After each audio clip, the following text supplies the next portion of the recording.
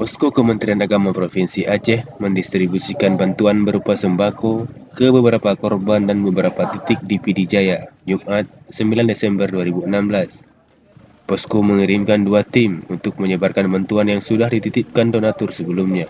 Tim pertama yang langsung dipimpin Kepala Kantor Wilayah Kementerian Agama Provinsi Aceh langsung menuju ke rumah almarhumah Marlina, guru MTSN Teringading yang baru saja lulus CPNS K1. Almarhumah meninggal dengan anaknya yang masih kecil saat gempa mengguncang Aceh. Sedangkan tim lainnya menyampaikan bantuan untuk keluarga besar Kementerian Agama yang menjadi korban gempa.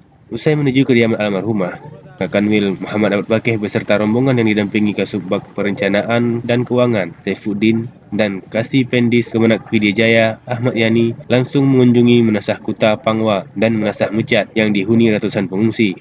Menjelang sore, Kakanwil dan rombongan menyempatkan diri singgah di Masjid Kuba Pangwa. Masjid ini salah satu masjid yang hancur akibat gempa beberapa waktu lalu. Kakanwil juga langsung meninjau Mas Ulumul Quran dan Min yang berada tepat di belakang masjid tersebut.